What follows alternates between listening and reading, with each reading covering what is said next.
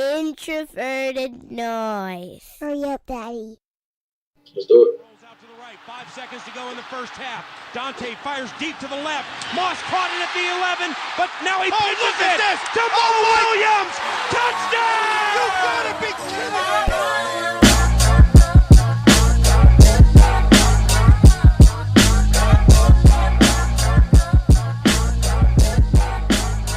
All right, welcome back to another episode of the Climbing the Pocket podcast. I am your host, Jason Brown. You can find me on Twitter at BrownJason, and we're here with the full crew. Happy days are here again, and things are starting to really pick back up at Climbing the Pocket. Good Morning Gallahorn dropped today. The Scolders are back recording. The podcast for Good Morning Gallahorn is about to come out as well. So you can tell things are ramping up. Combine happened. Free agencies around the corner. Lots to talk about. So let's get to it. My man, JR, how you doing? How you been?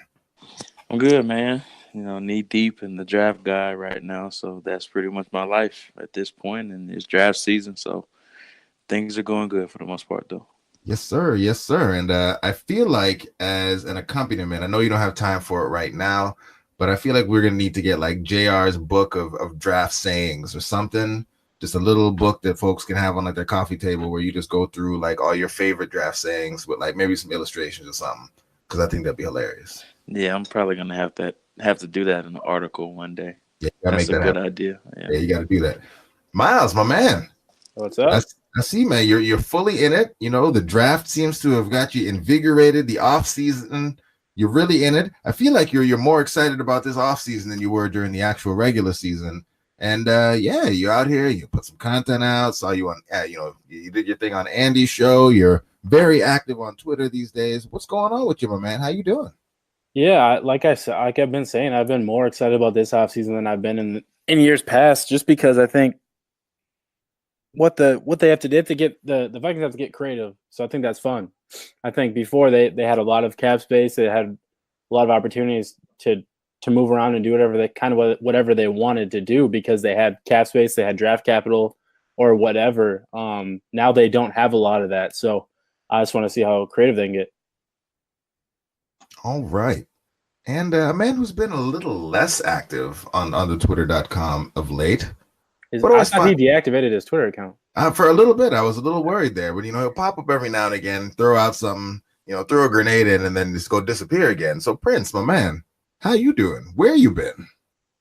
I'm just dealing with fires around the world, like I'd be doing. The whole world. The whole entire world. Okay. Mm-hmm. All right. Well, we are glad to have you on the podcast, and I guess we'll kick this thing off since I'm sure JR is not sick of talking about it at all yet. But the combine happened, and the combine gets everyone super excited. So I guess we should probably talk about that just a little bit before we go into some of these free agents and recently released players and all of these other things, rumors that we might hear popping up and all that stuff before next week. So JR, from your perspective, and I guess from the perspective of the Vikings, what happened at the combine, or which players at the combine do you think that the Vikings may have had their eyes on perform the best, and which players do you think you might have liked for the Vikings going into the combine that they may be disappointed or got themselves bumped down the board a little bit? Yeah, so just starting off with the first day, I thought the two players that really stood out the most in the offensive line group was Andre Dillard, the offensive tackle from Washington State, I should say, a guy that they have been interested in. They've shown some interest down at the Senior Bowl. They did speak with him briefly down there. A Viking scout did pull him out to the side following some practices and just had a couple words with him. It's still not clear as if they met with him at the combine. I haven't seen any reports about that. Doogie might have put one out, but I might have just missed it. But other than that, I really haven't seen them have any contact outside of the Senior Bowl with Dillard. But he's a guy that's been pegged very consistently with the Vikings in mock draft, so he's definitely a name to keep an eye on. Also, Garrett Bradbury from NC State, the center from NC State, he had a really good combine as well, and I thought he stood out, looked very mobile, which both of those guys, they were set up to succeed. This event was where they should have shined because both of those guys, they're on the bit of a smaller side for their position, so they're known for their nimble feet and their athleticism. Now, on the flip side, a guy I thought that was a massive disappointment was Greg Little, the offensive tackle from Ole Miss, who they had a meeting with him at the combine, and all throughout his career, He's been touted as his 5-star guy, and he did live up to the hype. I mean, you start 29 career games at Ole Miss in 3 years, or 29 straight games, I should say, at Ole Miss, and 35 career games played. So he did fit his billing as far as being that 5-star recruit that did live up to the hype. But at the combine, I thought it was disastrous for him. I mean, you run in the 5.3s, you jump 25 on the vertical, and the vertical is set at 24. So he barely pegged any of the tabs when he did jump. So that just didn't help him at all. And then he's already fighting an uphill battle as well because he's known as a hot and cold type of prospect. He turns it off and on a bit too much for some evaluators, while others see some upside with him. But it's going to be a huge projection with him, and I would be really scared to touch him. He's a polarizing prospect. I think he's on the similar lines as a Rashawn Gary, the edge rusher from Michigan. As far as the running backs, I thought the 1B type of running back showed up. And what I mean by 1B type of runners is that the complimentary guys really showed up, and Justice Hill, James Williams, the list goes on and on of those guys that did show up. Now, more down the line guys really showed up as well.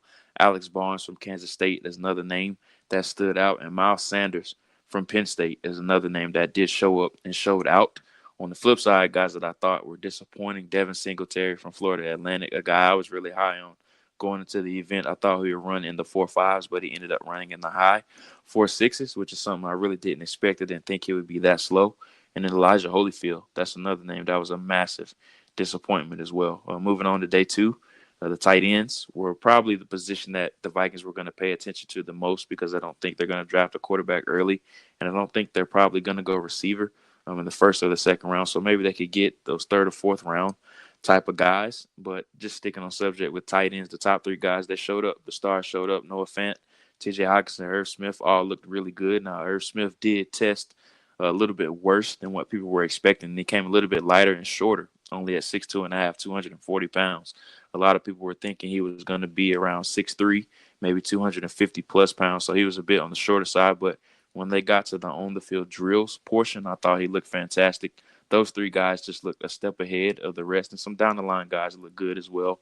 Drew Sample was a name that stood out, Josh Oliver, and some other guys that did stand out as well. On the flip side, Isaac Nada was a massive disappointment. I mean, you're running the 4.9s. You don't look fluid in the gauntlet drill. You're double catching and cradle catching in the gauntlet drills as well, and I thought he was a massive disappointment.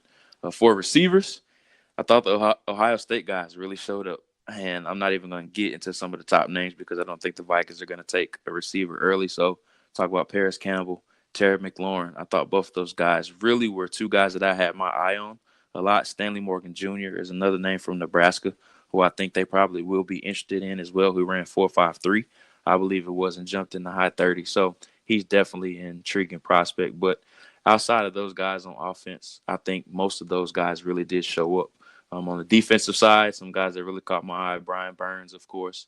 This was an event that was really set up for him to succeed, but a name that Vikings fans should remember because he could be a potential Anthony Barr replacement. His name is Justin Hollins from Oregon. He has some experience as an edge rusher, but also a linebacker as well. Very similar measurables to Anthony Barr, 6'5.5", 250 pounds. So maybe that could be a guy they could take or target in the 2nd or even the 3rd round. I think if I'm Rick Spielman, I definitely would have his name circled. Boy, okay. Everybody get all that? We good? And I'm glad you didn't take too much time because obviously I feel like I'm gonna go and I'm gonna ask Myles which mid round, which late round receiver should I be falling in love with, and I guess which tight ends really stood out for you as players you think the Vikings should be targeting.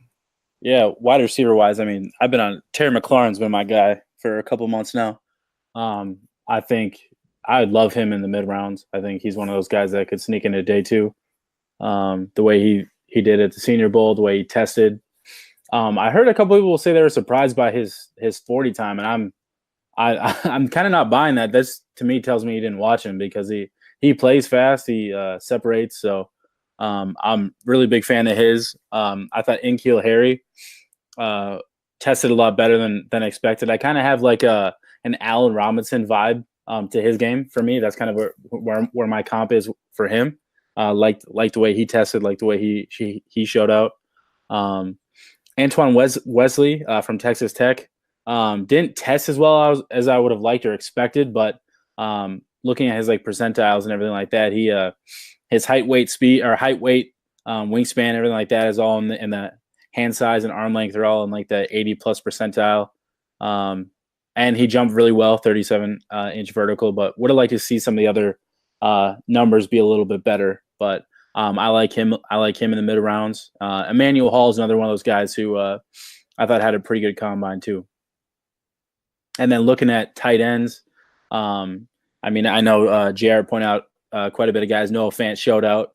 Thought TJ Hockenson was going to run a little bit faster of 40, but you could really tell that he's the kind of guy that builds up speed more than like his get off wasn't as great, but you could tell that as he was moving, he was starting to pick it up. Like JR mentioned, I like Josh Oliver, Jace Sternberger, and then I thought Caleb Wilson had a little bit better of a combine than I expected. Now, I don't think he's slow on tape, but I didn't think he was. I think he ran in the high 4.5s. I have to double check that one real quick. But yeah, I thought the tight ends were good. So he ran a 4.56, which was really impressive. I don't see that on tape, but I think overall, I think he's a solid prospect too. All right, so Prince, I'm gonna ask you this. I'm gonna put you on the spot on this one here because I have an opinion. Many people have espoused pretty strong opinions on this one here, but based on so now we have the tape is obviously the most important thing. You have the combine that helps you kind of see what if you need to go back and watch something else. Maybe you missed something based on how someone measures and test and the athletic measurements and everything they have going on. So we had these tight ends at the very top end who really showed out. But we also had some offensive linemen who really, really showed up in the athletic testing and performed really, really well. Prince, if it comes to you now and you have your choice of, let's say, Noah Fant, Bradbury, and Dillard in the first round, what are you doing? Which way are you going and why? How are you really gonna attack this this draft? If it was you, how would you go about building this team? Obviously, free agency hasn't happened yet. Now, it's a really difficult question, Jason, because for the last several years I've been a huge advocate of drafting the tight end really early in the first couple of rounds. But I think with the athletic talent that you have at tackle, a guy like Andre Dillard, I think that you have to pull the trigger on a guy like that. I know that the Vikings want to fix their interior, offensive line. Having a guy like Noah Fant would set you apart. But I mean, I think you do have some guys at the tight end position that you probably could find later. I know that we talked about TJ Hockenson. You have Herb Smith that, you might look into, a later round or whatnot, but Define later round, Prince. You probably could find some, that maybe trade back in the second round, maybe trade back in the third round. You might find someone in the fourth round. I haven't really gone that deep yet. Ugh. Yeah, I understand. Like, I get it. You're not wrong. But it's a matter of, if I'm not just looking at, obviously with a guy like Kirk Cousins, but getting a tackle of the future for the next 10, 12 years, I think it's would be really important. And with the way that some of these guys are testing, as well as with the tape that they've provided, and it pains me to say because I've advocated for a tight end. I just think that you can't pass up, having a guy like that, or a couple of guys at the top end, to be able to maybe fix your offensive line right away. And that I think that's probably a little bit more important than getting your stud weapon at Noah Fant. Okay, so we're going with Dillard then at 18. What's the rest of your offensive line look like? How are you addressing everything else? What are you doing with Reef? How are you addressing the rest of the interior? Right. I'd probably take Dillard as your left tackle, and then I'd probably slide Reef in to be your left guard. See how he performs there. And then obviously you have Pat Elflein as a center. I'm still an advocate of maybe drafting another guy that you can have. I like to double dip early in this draft just because there's so many good weapons. Really do what the Colts did last year. So I have Pat Elflein at your as your center. Not a huge fan of Remmers at guard. I think that's a failed experiment. So really keeping, but you might not have a choice. So you might have to keep Remmers at right guard, and then you have Brian O'Neill as the right tackle, in the future. So, he's already proven to be your right tackle. So, yeah, that's your starting left. Your starting offensive line. You have Dillard, you have Reef, you have Pat Elflein, then you have Remmers, and then you have O'Neill. And then you can obviously bring in some guys in free agency, as well as drafting some other guys as well too. Okay, so Myles, same question to you. 18, those players are on the board. Which way are you going with it? Rename the players. Sorry. So we're going Dillard, we got Fant, and we got Bradbury. Yeah, I'm going with Dillard too. I don't think they could go wrong with any of those three picks, in my opinion, but I think Dillard plays the most important position of the three. And I think he is arguably the best pure left tackle in the draft. So I'm going that route. I'm with Yinka, and I would go Dillard, left tackle, slide Reef into left guard, depending on how the rest of the draft goes. But if they wanted to, the Vikings could cut Riley Reef post June 1, and I think there's a lot less dead cap after June 1. I'd have to look it up. But for right now, I'd go Dillard, left tackle, Reef, left guard, Pat Elflein, center, Mike Remmers, he's off the team. So I'm addressing that in free agency. And then Ryan O'Neill, right tackle. Gangster. Okay. JR, is it a clean sweep? We all going with Dillard in the first? Yeah, I think Dillard just takes the offensive line to another level, because now you have your two bookends and Dillard at left tackle and O'Neill at right tackle, and then you can just start to fill in the interior, whether you want to put Reef at left guard and leave Pat Elflein at center, or if you want to transition Elflein to guard and then bring in another center when drafting one late. So they're going to have their options. If Dillard is there at 18, I think he should be one of the top players on the board, though. All right, then. Well, tell me a little bit more about him. Like, if he's the guy, and he seems to be a bit of a riser. I think when I started paying attention to draft stuff this year, he was kind of ranked in that, end of the first round, beginning of the second round. In terms of rankings, we know that once the draft comes around, players like that end up getting pushed up boards. But I guess, where does he rank for you overall? And what's the scouting report on him? Yeah, he's actually in my top 20 right now. I believe he's my my third ranked tackle, but he's probably going to overtake Cody Ford here in a second.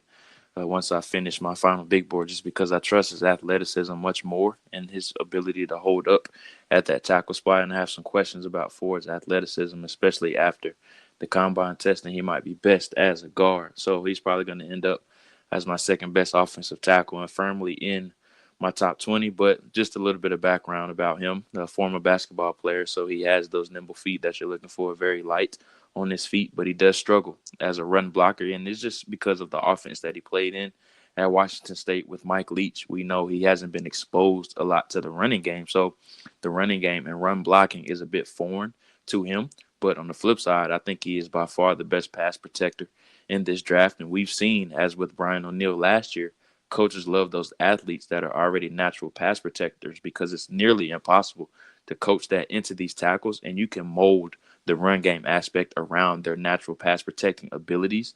And that's why teams are so high on Andre Dillard. He already comes in from day one as that pass protector, so he can hold up in a pass-happy league while you're able to mold him to being that nasty run blocker that he has the ceiling to be. And he's only played left tackle in his career, and we all know left tackles are very valuable in the NFL today. We saw with Colton Miller last year, he was pushed up the board, that athletic offensive tackle that went 15 overall, I believe it was. So I think he's going to end up going in the top 20, and wouldn't surprise me at all if he ends up going somewhere like Cincinnati at 11. I think that could be a prime target for him. Yeah, I think it would surprise me at all if he does go that high, just because of how well he did test and just the value that he brings at that blindside protector spot.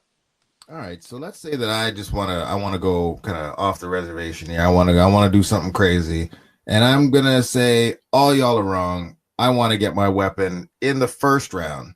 Obviously, I know that that's a big risk. The offensive line for the Vikings is the thing. If you ask any Vikings fan what needs to get fixed this offseason, it's going to be offensive line, offensive line, offensive line. So if I went with Noah Fant in the first round, JR, help me out with some linemen that might be able to help us bolster things, second, third, fourth round as we kind of moved along, at any of the positions that could help us out.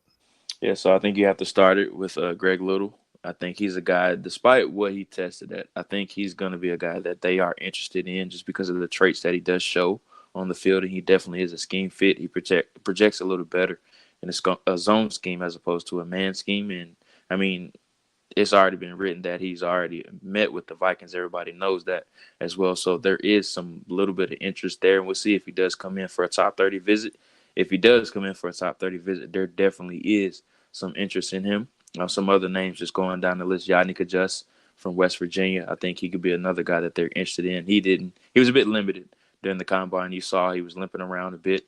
And like I told Myles a little bit before the show, and even in the DMs in the group chat, there is some worries about his knees with Yodny Cajuste. He had knee surgery in 2016 and 2017. He tore his ACL twice in back-to-back years, and then he comes out limping at the combine. So medicals are going to be huge with him, and it's something that we will never know with him unless he does slip down the draft board, and it could be like a Tyrell Crosby situation last year, the tackle from Oregon that was projected to go early on day 2 but ended up slipping all the way to the 5th round just because he had that foot injury. Some more names, Max Scharping from Northern Illinois could be an option in maybe the 3rd or 4th round, but a guy that I really do like in the 3rd round, his name is Dennis Daley from South Carolina. He could be an option at that left tackle spot. He's only been a 2-year starter at South Carolina. He went to Georgia Military Junior College his first 2 years, his freshman and sophomore year, before transferring to South Carolina. Started 23 of 24 games there, and he got better as the year went on. Go back and watch him against Clemson. He completely shut out Cleveland Ferrell as the game went along. So I think Dennis Daley could be an option for them in the 3rd round. Okay. I like that. All right. And I know we talked before and you said you haven't watched him yet, but one of the guys, I guess, that I'm interested to get your take on, just based on, the athletic testing, and you said he kind of came out of nowhere a little bit, was Roemer, Tyler Roemer, because he tested, I guess, as an elite athlete, and I hadn't really seen his name in too many places before the combine kicked off. So yeah, and he kind of got some Twitter love during the combine as well. There were some clips going around about him. I think Daniel Jeremiah and some other guys posted some clips about him where he was just completely destroying people. And we know that offense, they're ground and pound a lot. I mean, we've seen your baby Jason with Rashad Penny has come out of that offense. there's been some other guys as well that's been successful in that offense as well. So they're more of a ground and pound style. You're going to have to teach him how to be a natural pass protector. But there is some off-field concerns that I do know about Roemer. He got kicked off the team this past year, and I'm not sure exactly for what. It was just they just left it as a violation of team rules, and he ended up declaring for the draft. So there is some worry of some off-the-field stuff with him, and I'm sure teams have done their homework on him as well. Oh, boy. All right. Well, let's move on to free agency and all the other stuff that's going on here. I guess this fun little period where like veterans start getting released and all that kind of stuff. Myles, as we move along here, veterans are starting to get released. Vikings are starting to sign some players. There are rumors of trades and all these other things. As things are going right now, who is your most realistic target of someone that may come in that maybe is off our radar a little bit right now in terms of a player who may come available, has recently been made available, someone we might be able to actually trade for? Like, who are the players out there that you think might be someone we add that we weren't talking about 2 weeks ago? Yeah, I have a hard time. You're talking about trades, so that's good because I feel like every time I predict a free agent, they get re-signed by their team. So for trades, I'm going to stick to offensive line. I've literally been saying this for months and months, even back in August. The Chargers, I think the Chargers are one of the top. I have 3 teams that I'd be calling for offensive linemen. I have the Chargers, the Browns, and the Eagles. Chargers, I'm calling and asking about Forrest Lamp, and I'm asking about Michael Schofield.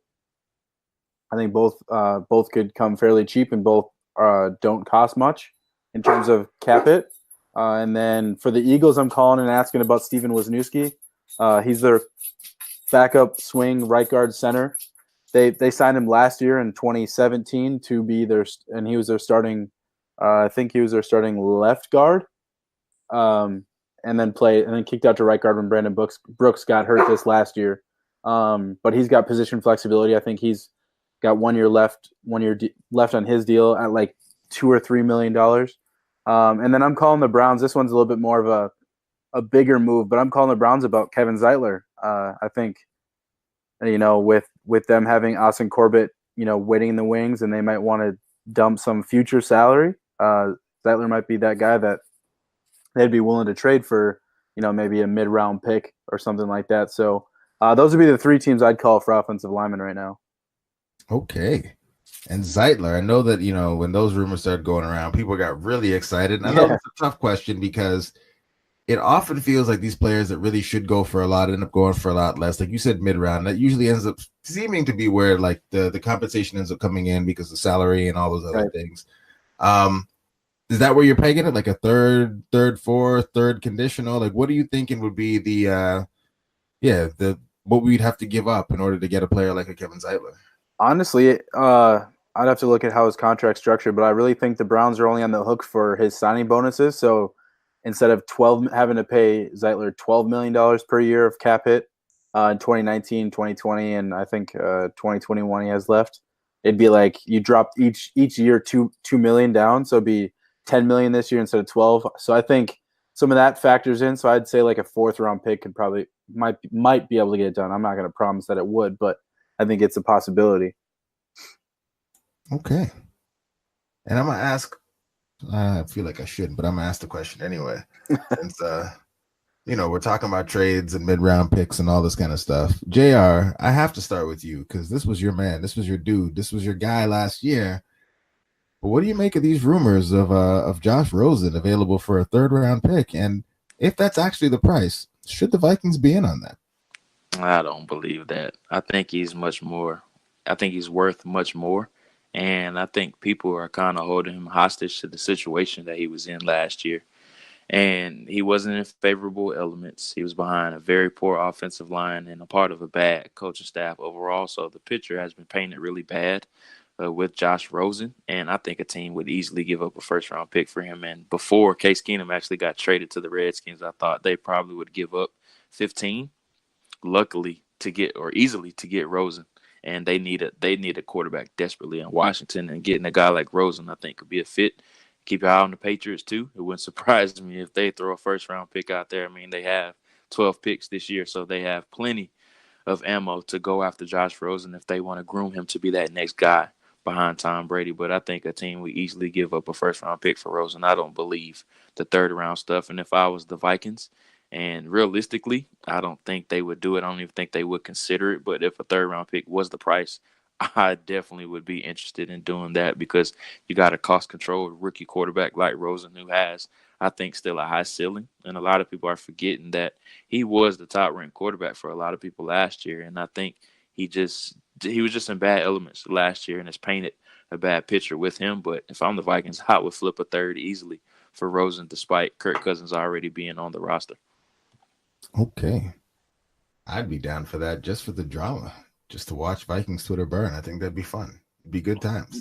JR, did you say despite Kirk Cousins being on the roster or because? Here you go. Even though he's on the roster. He's not. He has a no trade clause. He's not going anywhere. Just want to make sure I heard that right. Of course. So, Prince, as things are going here, free agency is about to kick off.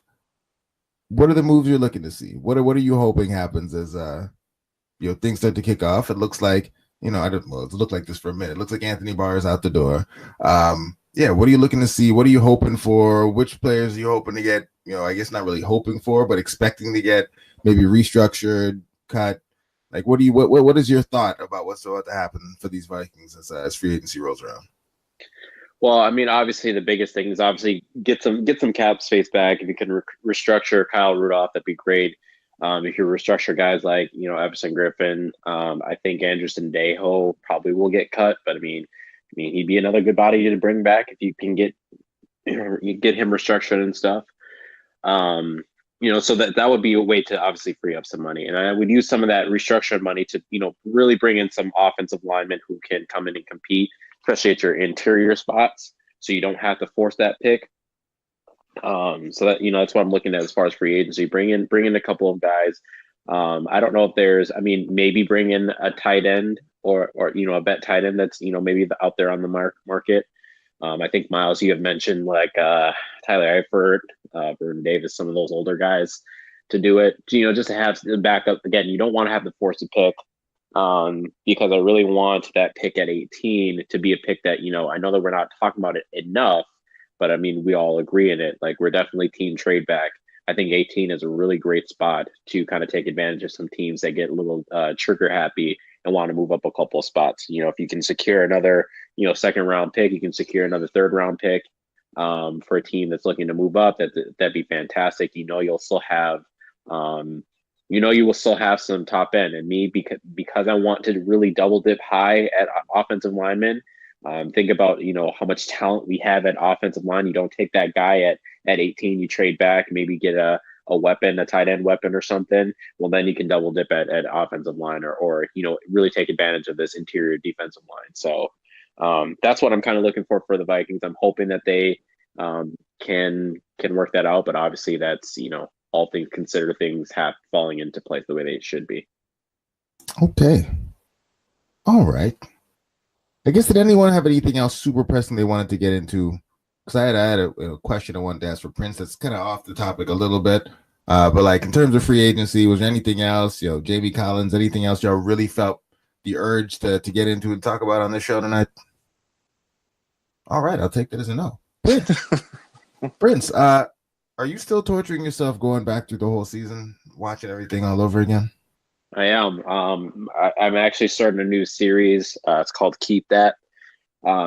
This is actually going to be a kind of a positive spin because I know that the season didn't end the way that we wanted it to. But at least I'm actually starting to find a couple of plays here and there, some scheme stuff, some some play things that were actually working really well that I want the Vikings to obviously keep in their playbook, keep in things that they can also even evolve on. So, I just got through the first game here. I'm just looking for a good converter to make it into GIFs and stuff. So, but I think the Vikings can, they had some good things happening last season. I know amidst all the, missing the playoffs and, having things kind of falling apart, there were some good things that happened. So I kind of want to keep the focus on that as well too. All right. I like that. Myles, I know you've been busy in them Twitter streets, and you're on Andy's show, which will be in the show notes. Check that out if you haven't already. What else you got going on? What else should we be looking for? I'm trying to get back to watching some more tape, and then I'll probably put something together on some wide receivers that I like for the Vikings this year, and I'll probably combo that wide receivers and tight ends just because it's maybe I'll make it a 2-part series. And last but certainly not least, JR, my man, doing the rounds, hitting all the podcasts. What else you got going on? What's the next thing we should be looking for from you? So the latest Draft Board podcast episode has been posted with Mark Schofield, who did a fantastic job breaking down the quarterbacks in this class. Next week's episode, I'm really looking forward to getting that out. I'm going to be interviewing Mike Band, who is a former Viking scout, and he was the guy that was behind scouting Danielle Hunter and Jerick McKinnon. And he's going to walk me through the analytical side and how they incorporated that in their draft room as well. So I'm looking forward to that episode next week. Oh, boy. I'll be tuned in for that one. That should be good times. Well, all right. Listeners, as always, thanks for sticking with us. Gentlemen, thanks for coming on. And as I said at the beginning, all the pods on the CTP network are kicking back up. Everyone has had their time to feel sad about last season. Everyone's hopeful, excited, looking forward to the next season. So a lot of content's coming out for you here soon. So, make sure you're listening. You're probably subscribed already, but go tell a friend. Get them to subscribe as well. And if, you heard the Matthew Collar episode and he was like, if you want my job, take it. If you want some practice at taking his job, hit us up as well. Maybe we'll let you write something. But that's it. That's all. Y'all have a good night. Gentlemen, thank you. And we'll talk to you soon. Have a good one.